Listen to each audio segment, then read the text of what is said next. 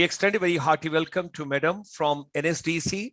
I would request you, ma'am, kindly give us the insight of the NSDC and what exactly is on and how our chamber, today is a happy Lohri also, Makar Sankranti also, belated Happy New Year also, and how our chamber, which is having almost about 12 lakh non-resident Indians world over. And during this particular pandemic, we got almost about 12,000 speakers from the world over. Those are from education and skills vertical. And more than 3 lakh people have gone. So every year on Baisakhi, we bring North India PRAVASI Divas. It started as a Punjabi PRAVASI Divas, and Punjabis always spread their wings. So we spread our wings and we have gone to entire Northern India. And now it's a North India PRAVASI Divas. So hearty welcome to you. Pleasure to have you with us. And we would request you to kindly share your vision. Sure. Thank you so much, Dr. Sharma, for the warm welcome. And good evening, happy Lohri, happy New Year to all the dignitaries and the participants viewing this session. And many congratulations also for hosting such a wonderful event and adding some cheer during these, during these unprecedented times. And apologies, Mr. Vedmani Pari got caught up and was unfortunately therefore not able to attend. So I will be doing this on his behalf, and I'm honored to be here, really privileged. My name is Dr. Avneet Kaur. I am a senior head at NSDC International. I take care of advisory and international collaboration initiatives. So I have put together a small presentation, which if you don't mind, I will share that and run that through, and then I'll also be happy to discuss further. The format of the session today, the way I have structured is that I will first talk a bit about what NSDC is. Then I'll also speak about the new company that we have formed called NSDC International, and how we can collaborate with ICSI. And I see that there's a lot of synergy there. I'm sure, in your knowledge of what NSDC has been doing as well, Dr. Sharma, you will be able to notice that. So quickly, beginning with what is NSDC for those who are not familiar. NSDC is a public-private partnership. It works very closely with the Ministry of Skill Development and Entrepreneurship. The 49% of our shareholding is held by the public sector, which is MSDE, and 51% of the share capital is held by 10 business chambers and industry associations, such as the names that you see in this block here, ASSOCHAM, FICCI, NASSCOM, CII, and others. And NSDC was envisioned to be a private sector-led body driven by market needs. The institutional mechanism, to give you an idea of how the organization-wise we are structured. So there's Ministry of Skill Development and Entrepreneurship on the top. There are 3 bodies under Ministry of Skill Development, which is the National Skill Development Fund, the NCVETs, and I think Dr. Kalsi was here earlier this morning, and also DGT, which is the Directorate General of Training.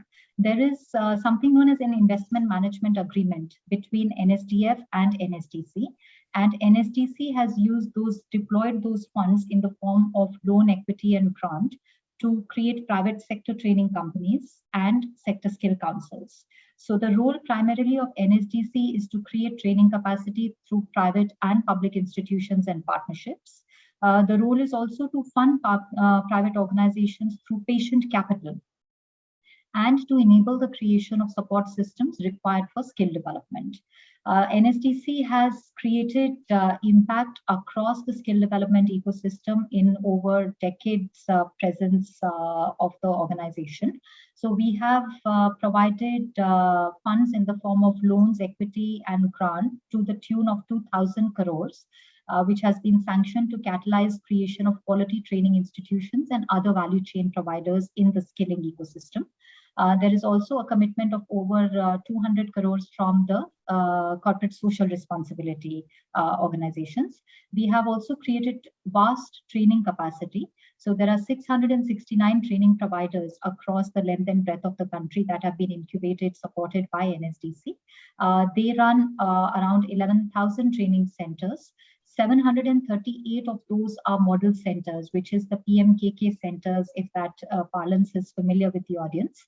And 50 lakh is the annual training capacity through these network of training providers.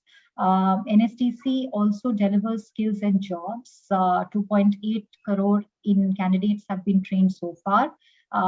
We have provided jobs to over 50% of them, and there is a very high inclusion agenda in the form of inclusion of women, minorities, and people with disability. In terms of the impact that all this has created, the studies have shown that the chance of employment for trained and certified candidates under the short-term STT, which is short-term training, which is what the NSDC-run centers provide. These are short courses up to 3 months. The chance of employment is 2 times higher for someone who passes this program vis-a-vis those who don't. There's also a reported increase of income by 15%, and around 80% report increase in confidence to navigate the labor market under the recognition of prior learning program. Now, recognition of prior learning program, as the word suggests, it recognizes people's skills and provides them with a formal certification after assessment and training. NSDC has also enabled the growth of the ecosystem at large, which is in the form of sector scale councils. Like I said, we have incubated 36 sector scale councils. There is also a partnership with various industries. We have created training standards, training content and curriculum. There is a very robust system and network of training of trainers and assessors, of third-party assessments, and a very robust digital infrastructure, which is known as the Skill India portal. And this entire ecosystem is run on a robust technology platform, which is Skill India portal, and several other entities that have been created to operationalize, track, and monitor. Now, coming to NSDC International, this is a very newly minted company. It was registered on 29th October 2021.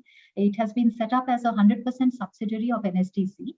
And the reason why this was done was to drive the international collaboration initiatives for skill development in a more focused manner. In terms of, and all these figures must be very familiar to everyone, but 30 million NRIs, as we know, and PIOs are residing outside of India. So there is this huge diaspora, and there is a huge ambition for people to get better exposures and opportunities abroad. The top 10 sending states are, Kerala, Tamil Nadu, Uttar Pradesh, and others. And most of them reside in the GCC countries, with UAE and Saudi making up almost 45% of the people. In terms of the opportunities that exist for Indians to work abroad, there was a study that was conducted by NSDC in collaboration with Ernst & Young, which shows that the demand, there is an opportunity for 3.6 million job roles for Indians across various markets around the world. And the breakup of this 3.6 million is what's presented on this slide. So that study showed that in the GCC region, 2.6 million jobs have the potential to be filled by Indians by 2025. And GCC is a traditional market for India. And there is a huge opportunity there because the local nationals prefer to work in the public sector. But at the same time, we also have a lot of competition from other South Asian countries and particularly Philippines in the blue collar segment. The key sectors where such opportunities in GCC are available are the ones shown in the last column, which is construction, facility management, oil, hospitality, healthcare, logistics. Then moving on to the next segment of market, this is the the aging population countries in Europe, such as Germany, Sweden, UK. The demand here is, of course, lesser, but it is still significant. It is 0.2 million, and the demand exists across hospitality, healthcare, manufacturing, electronics, and agriculture. Then there is another third segment of countries, which are known as countries with mature migration systems. This includes Singapore, Japan, Australia, and Canada. There is a clear identification of sectors and occupations and migratory channels to get into these countries. The demand from here is also significant, around 0.8 across very similar sectors. So in all, what this shows is that there is a huge opportunity for Indian people to find skilled employment in countries right from GCC region to those with mature migration systems. So with this background, NSDC International has identified 10 strategic initiatives to enable India to become the preferred global source for skill development. One is international workforce mobility of blue-collar workforce. Second is international workforce mobility of mid-level workforce, particularly in the information technology, healthcare, and finance sectors. We also are looking at offering technical advisory services to countries with comparable demographics such as India. For instance, Africa, South Asia, Southeast Asia, and other markets. Developing offshoring workforce. Another one of our strategic objectives is to set up staffing companies in overseas markets with, in collaboration with partners to facilitate the entire end-to-end mobility value chain. Then we are also looking at establishment of skill training institutions in overseas markets for upskilling existing Indian diaspora, and also using them as trainers and for knowledge sharing with Indian institutions and young Indians who go there for the first time. Then we are also looking at several opportunities in terms of harmonization of our qualifications with the qualification systems in the various destination countries. NSDC is also in conversation with several organizations for the establishment of international training, assessment, and certification institutions in India. One of the other strategic initiatives is to partner with leading overseas education and training organizations for offering their programs in blended formats in India, leading to international jobs or careers. We are also looking at enabling and aggregating the supply side. So this was all mostly towards facilitating the demand side. On the supply side, which is within India, we are working very closely with various education institutions, training agencies. We have also incubated what is known as India International Skills Center Network. So these are our chain of training partners who are also working with us on international workforce mobility. We also recognize that the ITI qualification is highly valued in the foreign markets. So we are directly working with ITIs in India as a source for skilled manpower and other colleges. In addition, language training institutes become very important, and conducting all this on a future skills platform also assumes significance. So in terms of the platform, we are developing a digital skills platform for managing the entire end-to-end transaction and project management, right from demand aggregation to supply enablement. So these were these are the 10 strategic initiatives that have been identified, which cover the entire spectrum of mobility value chain, and also advisory services, in addition to offering systems for people to get upskilled in destination countries as well. So those are the 10 strategic initiatives of NSDC International. I'll now give you some examples of the work that we have done so far on a couple of these initiatives.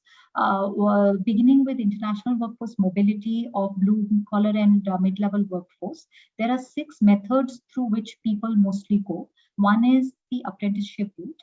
Another is mobility partnerships, which is bilateral agreements between the two countries.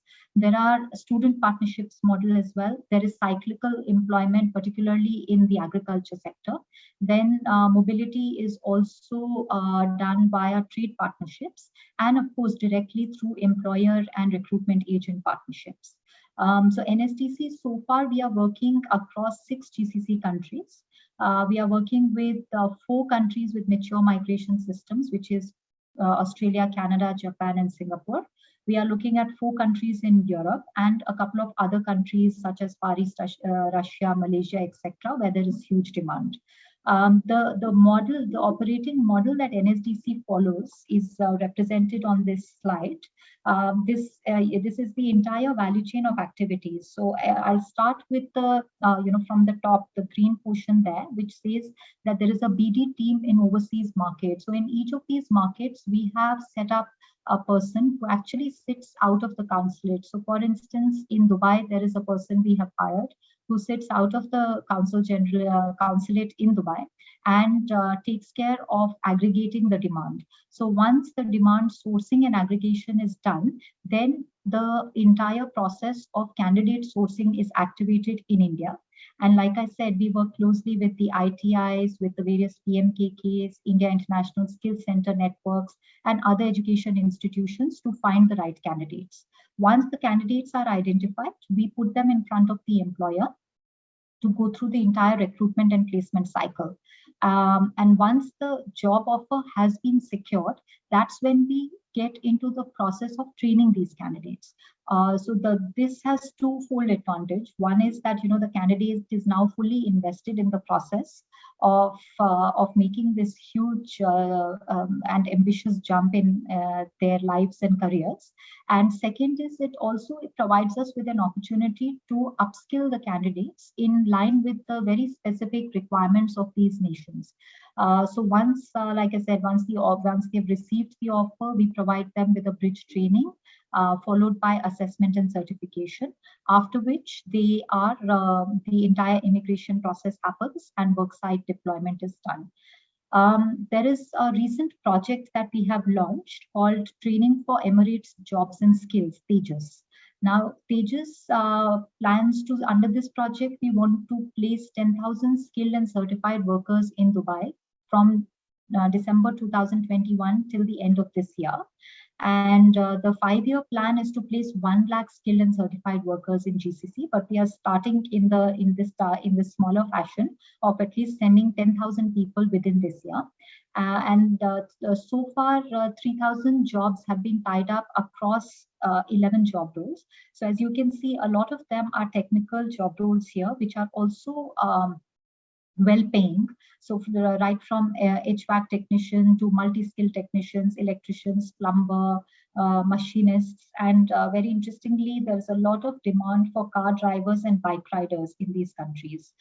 In addition, we have also received many job mandates for financial services, IT, and the hospitality sector. So these are some pictures of one of the recent recruitment drives that we did in Delhi, Gorakhpur, and Calcutta. So you see there was a proper process where there was orientation of candidates was conducted.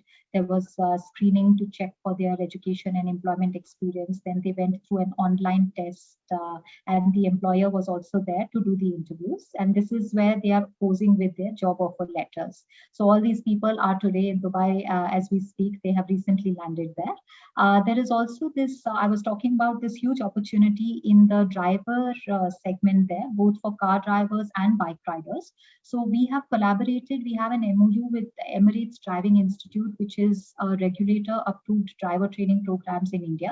A pilot program is being run as we speak in one of the centers of LearnNet Skills in Ajmer.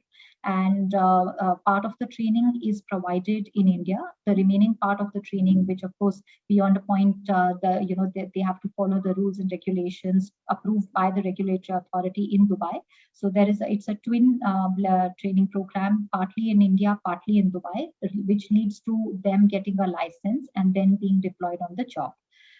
Similar engagements we have with Japan and Germany. So in Japan, we have a memorandum of cooperation to allow the participation of Indian youth under the technical internship training program.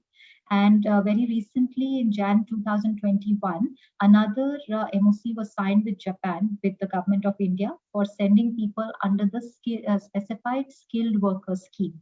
So under these programs, 30 sending organizations have been empaneled.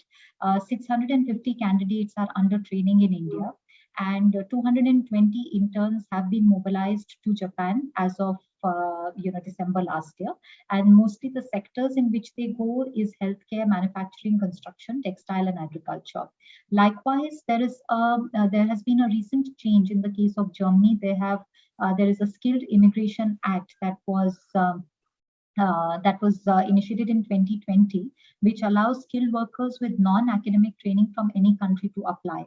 So there is we are tying up with employers and agencies in Germany to send people, particularly as nursing apprentices. So the only requirement for countries such as Japan and Germany is that people have to be just 12th class pass. But what is very significant in both these examples of apprenticeship mobility is the language requirement. So Japanese language requirement and German language requirement become prominent. So we have tied up with various sending organizations and partners who provide language training, and there is a good set of trainers that has also been impaneled for this purpose. Likewise, we are working with a company in Australia to send people across these sectors: mining, automotive, construction, and hospitality. We have a demand for around 380. It's a pilot project, but these jobs are demanding. The whole process requires a lot of investment of time and money, but at the end of the day, they are really well-paying jobs. Somewhere between 2 to 3 lakhs per month is what what an employee ends up earning.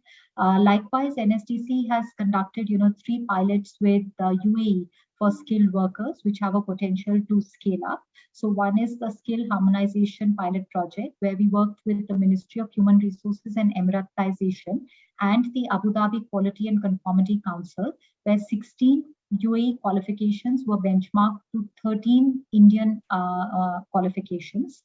So what this means is that anybody who has a Sector Skill Council certificate for these 13 mutually recognized qualifications can apply directly for a job in the UAE, and they do not need to go through any other certification process. In fact, going forward, UAE is what we have done so far is a pilot project, but going forward, UAE will come up with a mandate where it becomes necessary for people to either have qualifications that are harmonized or undergo like a 1-2 day training program to get harmonized to that level. So that is one of the projects that we have done. The second one I have spoken about with UAE, where we are working with the Emirates Driving Institute. One other interesting project that we did with UAE was RPL certification, which was conducted by the Construction Sector Skill Council for 3 employers, where this certification was done on site in UAE with employers. So one of the employers was Extromix for the infra equipment sector by Sector Skill Council. A similar program we have done with Saudi Arabia as well, where candidates in 17 job roles will undergo a skill verification and certification in their country of origin. So there is an IT platform that has been created. People, before embarking on their journey, they need to go through these skill verification process in India. And we have set up these SVP centers, as we call them, across 5 occupations and these locations so far: Delhi, Kochi, Kolkata, and Mumbai. And we are going to scale this up as soon as the market opens up a bit more. Now, in terms of all these examples that I have so far given are in the space of international workforce mobility and job role harmonization and others. Now, this slide talks about some of the work that we have done in the sphere of international technical advisory services. So one of the projects that we are working on currently is with UNESCO Uniwork, where we are developing a practical guide for entrepreneurial learning of disadvantaged youth for Tibet institutions. Likewise, we are working with the Ministry of Digital Economy and Entrepreneurship in Jordan. It's a World Bank funded project, which is the Skilling Up Mashriq project. Here we are enabling the government to set up something akin to our IT-ITES Sector Skill Council. We have also worked with the Ministry of Higher Education in Maldives, again on a World Bank supported program, which is enhancing employment and resilience of youth project. This project was about developing a Tibet master plan for the next 5 years to improve the relevance of technical and vocational skills and to foster entrepreneurship to promote youth employment in priority sectors. So NSDC developed this entire Tibet plan for the Ministry of Higher Education in Maldives, which is what we are implementing now. So these are some of the projects that we have taken up in international technical advisory services. We also partner with international organizations such as the United Nations Migration Organization, IOM. We are a member of the Technical Advisory Committee there. We work very closely with ILO. One of our projects was also recognized by ILO as the top 10 innovations in one of the skill challenges that was conducted by ILO.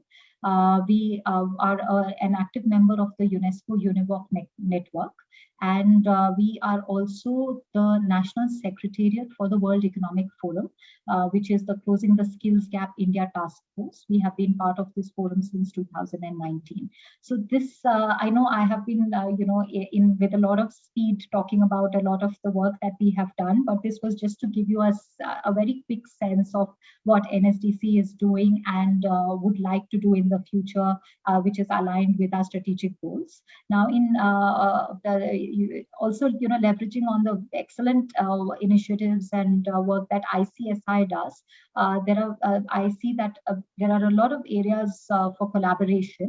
One is leveraging your corporate partnerships to promote international workforce mobility. There is also, the opportunity of leveraging your finishing schools, the training that is provided through the finishing schools for training of trainers on soft skills, on potential migrant workers, on soft skills again. Then research and advocacy, because a lot of our work depends on getting the right inputs of where the jobs are. And also what helps is a lot of qualitative inputs that are required to make the right decisions and choices. So we definitely hope that based on the work that ICSI has done so far, we'll be able to leverage some of that knowledge from there.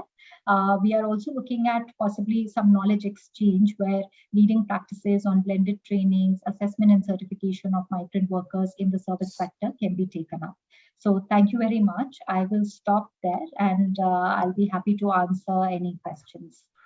Thank you, ma'am. Thank you, Avneet. It was wonderful. Such a wonderful input you have given to all of us. Something amazing, something amazing. In fact, ICSI owes a lot to Dr. Nirmaljeet Singh Kalsi, because we all have come a long way when he was taking care of as a commissioner in Punjab. That is the time we had started the entire journey, entire efforts. Everything has started at that point of time. And it was from, I recall a lot of things, because there is a Guru Gobind Singh Stadium in Jalandhar. All the deputy commissioners and everybody, they all used to get together over there. And initially it started with 2,000 people. And now we have reached the family of 12 lakh. So this morning only our new president has taken over, who is the recipient of the Best Management Teacher Award in America. And the outgoing president will take care of, because India is celebrating 30 years with ASEAN. And that was announced by Honorable Prime Minister on 21st of October last year in the virtual conference. So we are going very strong in Myanmar, Cambodia, Laos, Singapore, Malaysia, Thailand, Indonesia, Philippines, Brunei, all these things, and then Central Asia as well. That is the way we are working out. And Colonel Manon, our senior advisor from Southern India, is telling, don't forget South India when you're talking about North. How can we forget South? You're always next to us, Colonel Sir. How can we forget you? So I think there's a lot which we can do together. There is a lot of vision. Let me discuss with Dr. Kalsi as well, because with NCVT, we are going to work very closely. And I'm very happy that two of my co-brothers, officers, are on deputation with the NCVT.